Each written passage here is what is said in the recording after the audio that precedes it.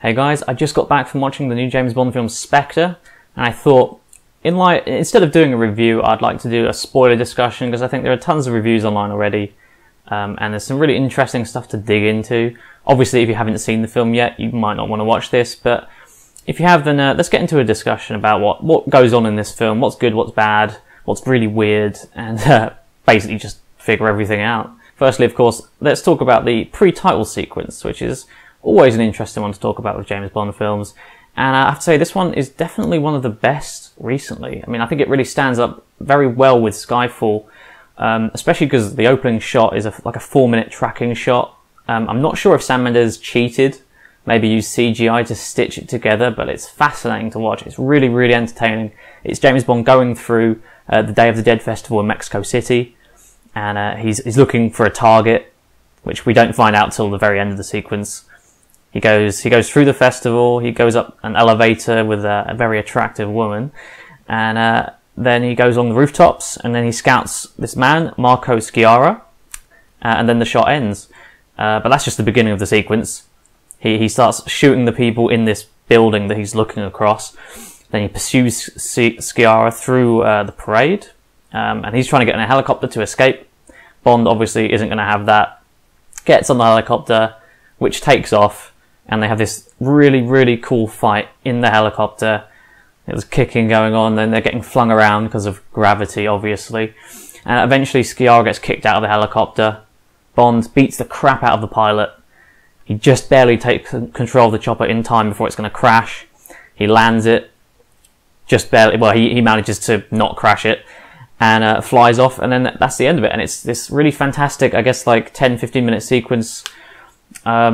Just really hammers home how great a director Sam Mendes is, but at the same time it's kind of a shame that this is as good as the film gets. Like, the opening sequence is easily the best part of the film, and everything else just kind of feels like a bit of a come down.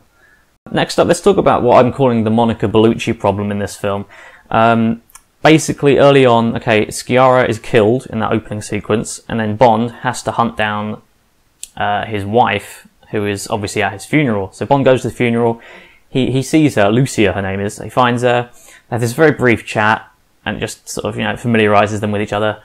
And then we go to her home, where 2 guards are about to assassinate her, because her husband's dead, so, like, no one needs her anymore, she's not protected or anything. But just as she's about to be shot, you hear 2 shots ring out, and Bond has killed these 2 assassins. So they start to chat. And, yeah, she's not that grateful that she's been saved again, because it's really a temporary thing. She'll probably get assassinated again a few hours later. But the 2, yeah, they have some nice patter, and they hook up, obviously, because it's a James Bond film. And then she gives Bond this information. She says, well, you need to go to this place in Rome, and you will be able to meet the person who my dead husband was working for. So, okay, it's, very sort of familiar breadcrumb following thing they used to in James Bond films, just hopping from one location to the next for, that small piece of information that links to the next chain that links to the bad guy eventually, right? But it's really strange that, okay, Bond leaves her after they hook up and he has his information, and she's done. That's her role in the film finished. And it can't be more than about 5 minutes. I mean, considering that they made a really big deal about the fact that she's the oldest Bond girl, and they paraded her out for the press conferences and the premiere just today. But, I mean, it's a cameo. It's a glorified cameo, and it's really disappointing, because obviously she's a fantastic actress as well, but the role is completely wasted on her. She gets nothing to do. I mean, she has just a handful of lines. She could have probably filmed it in a day, or maybe like 2 or 3 days at most. And, it's a real shame. Like, I was very disappointed. I was convinced she was going to come back at some point, but there you have it. It's just a few minutes, and yeah, I just hope she was well paid for the time she spent. Sadly, she's not the only underserved or disappointing character in this film. You might know that Andrew Scott is in it. He's playing a government guy who he's trying to get this thing called 9 Eyes passed through, which countries need to vote on, and it's a surveillance system which would allow him and anyone he works with to basically spy on anyone they want. It's the NSA social commentary aspect that they kind of need to have now. A lot of people call the film pro-Snowden, but I think it's just anti that, really. It's yeah, I mean, it's a very easy way to make a villain. It's very, it makes it timely, and it's somewhat interesting, even though it's kind of a bit lazy at the same time as well. Like, it's so easy to just skim that off the headlines and throw it in there. It's not really done with much depth. But anyway, yeah, Andrew Scott's character is just this really, really predictable bad guy. Like, the second he shows up in the film, really early on, you just know that this douchebag is going to be a villain. He's not gonna do what M did in Skyfall, where you think, oh, okay, I think, I didn't expect M to actually turn out to be a good guy, but that's what happened. You think, oh, he's just going to be a regular bureaucratic dick, but he subverts that. And I just thought it was obvious that this wasn't going to happen with C. Yeah, he's just a really cardboard baddie. And I was bored every time he was on screen, and that's in part because the script just doesn't work for him at all, but it's also because I think Scott just gave a really, really bland performance in this film. Like, every time he was on screen, I was so bored. At least he's not a major part of the story, and to be fair, he probably could have been actually chopped from it. The whole Nine Eyes thing is just separate from Spectre and the whole Franz Oberhauser thing. But sadly, he has made it into the film, and it is there, and he's tedious, so it just is what it is, really. I also wanted to talk about the classic henchman character that they've added in for this film. It's Mr. Hinks, played by Dave Bautista, who obviously wrestling fans will be very familiar with, or anyone who saw Guardians of the Galaxy last year. Yeah, and he's really good in this film. Like, he doesn't get a lot to do in terms of speaking. He literally has, I think, one word to say in the whole film. But yeah, he's just like a relentless Terminator.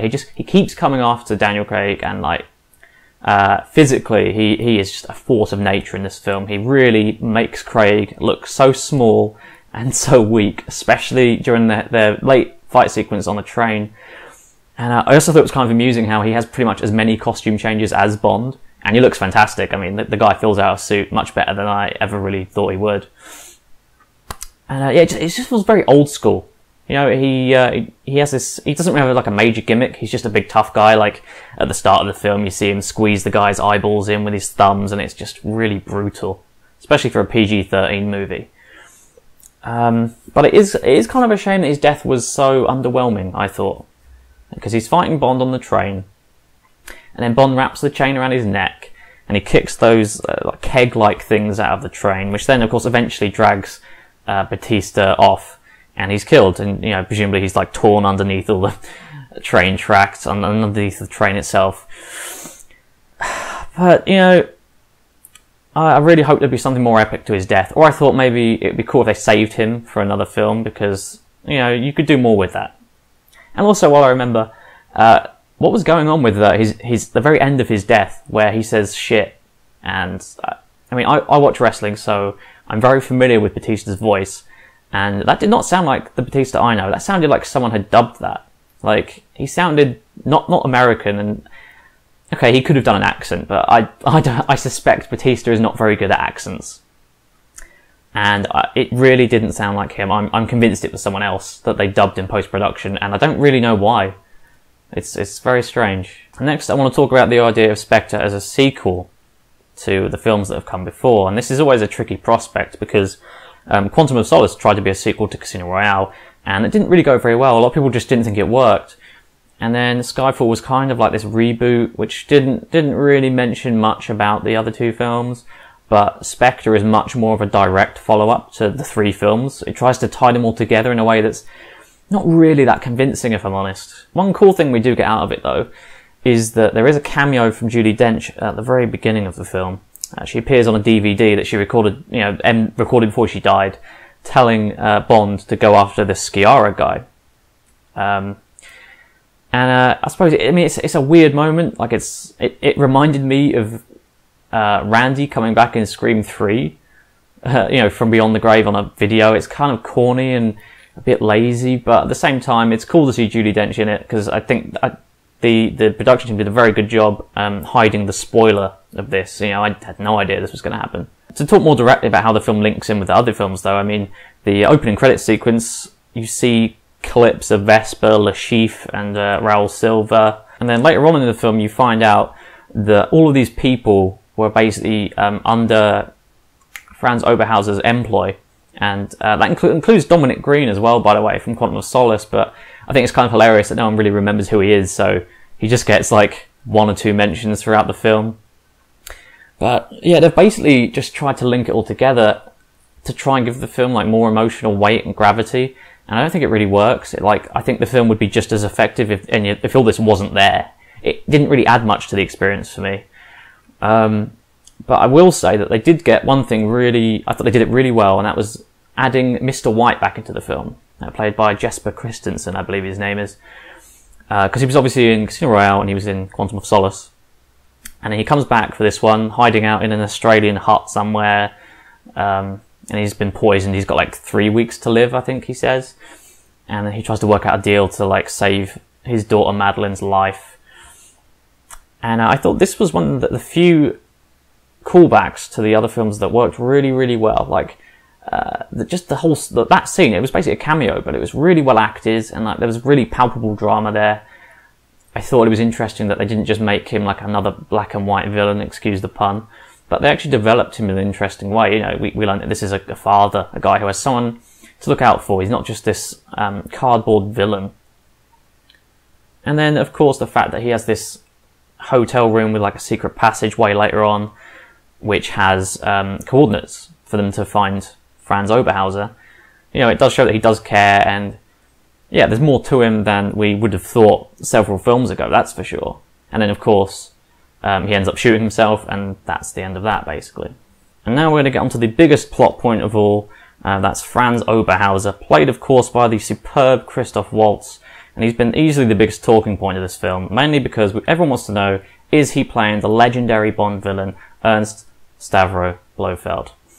And I can finally tell you the answer is yes. It's yeah, it looks obvious in retrospect, but they could have easily like pulled a switcheroo on us, or done some sort of Prometheus deal where it wants to have part of the mythology, but it doesn't want to commit itself completely.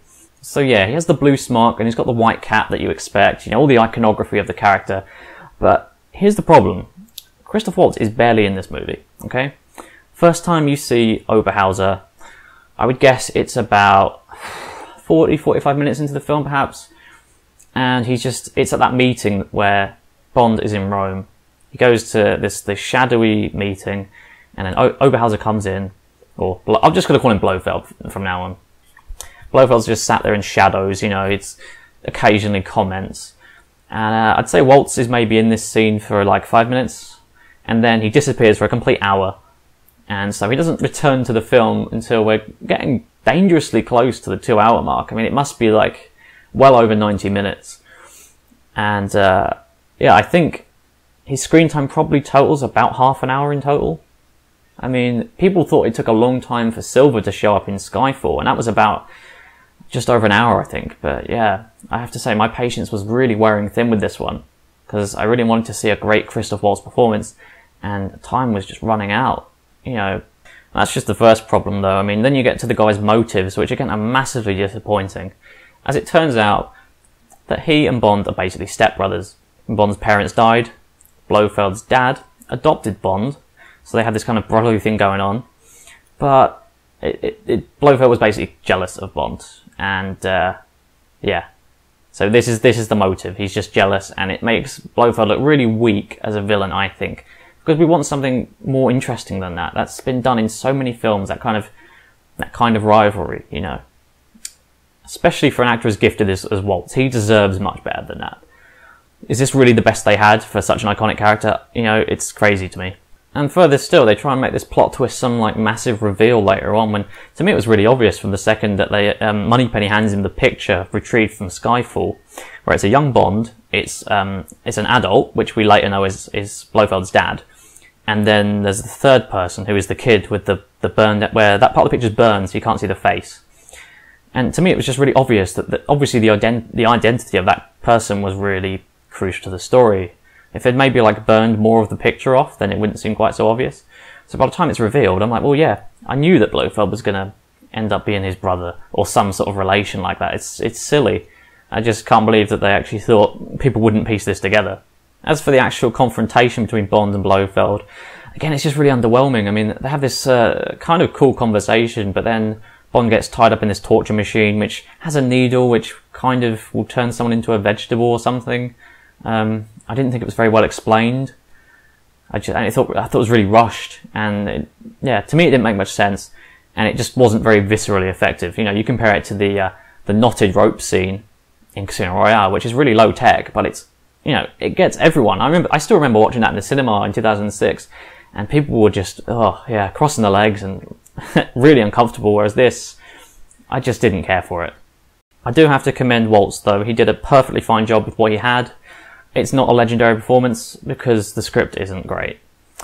But at least they didn't kill him off, so he'll probably come back for the next film, or at least another film. And there is that kind of cool moment after Blofeld's compound's been blown up, where you see when he shows up again in London, he's got the scar going through his eye, and his eye's all white now, it's completely gone. And okay, this is looking a little bit more like the Blofeld I know. Still, if they are going to make this character work in another film, they really need to rethink a lot of things, and really just take their time honing this character, because it means a lot to a lot of people. Next up, I want to talk about the love story, because this film really, really suffers with the romantic arc, which of course is between Léa Seydoux' Madeleine Swann character and Bond. And she's introduced like maybe halfway through the movie or slightly earlier, but it's just so forced. I mean, the film really wants you to buy that this is much more important than the bond that Vesper and Bond had in Casino Royale, which obviously had massive reverberations through Quantum of Solace, and it was really believable. Like, the film invested you in the characters and their feelings, but here it just feels really forced and rushed. It's just thrown in there. Okay, they have a few scenes of bonding and it's kind of fun, and they hook up obviously, but there wasn't really much indicating to me that she's like a mainstay, or that she is, you know, better than everyone else. It gets really weird near the very end of the film when Bond's being tortured by Blofeld, and Swann goes over to him and says that she loves him and all this, and it just rings so hollow. It's so unconvincing. They've only been together for like a few days and this is already happening. And she seemed like quite a fairly sensible character before this, and now she's just letting her feelings get the better of her, basically.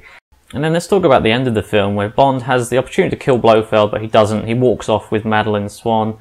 They get in a car and then they drive away, and the film ends. And I just thought, you know, this hasn't been earned. This has been really, really forced and shoved down our throats. Because Léa Seydoux, fantastic actress, but the character just isn't fleshed out enough. And I never understood why Bond was so drawn to her. Considering that the revolving door of women that he's had over the years, I just wasn't convinced that she's going to stick around. And I think it would be really strange either way, really. Like, if she's gone from the next film or if she's in it. I'm not sure that their chemistry is that strong, or more importantly, the script doesn't make it work. Again, though, I have to praise Seydoux, because she's a fantastic actress. She does a fine job with what she's got here, but it's not that much. It's a very underwritten character, is what I would say.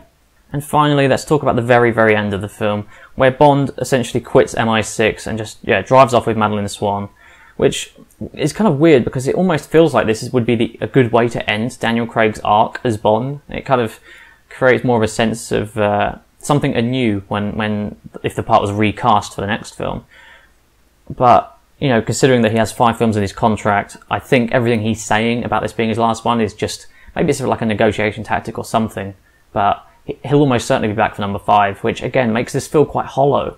I mean, my gut instinct says that the plot will probably follow on Her Majesty's Secret Service, where Madeleine will probably get killed by Blofeld, Blofeld will break out of prison, and then it'll just be about this epic showdown between the two, and then maybe they'll just kill Blofeld off at the end, and that will bring Craig's arc to an end. I mean, it would be kind of a shame for Blofeld to be killed off so quickly, considering his legacy, but who knows, right? My main issue with Bond quitting, though, is that, again, it's just not convincing. It's really, really empty, because we know he's going to be back, and he's already been brought back in Skyfall, and he's already been brought back in other Bond films before this, so, like, it feels like they're just repeating the same thing with a slight tweak. You know, I don't need to see this again. It's just tedious, especially if they're going to waste, like, the whole first act of the next film, bringing him back into the fold. So that's it for my spoiler roundup of Spectre. If you've got anything to say, please, I'd love to hear something in the comments. Thanks for watching so much, and I'll be here from dusk till Sean.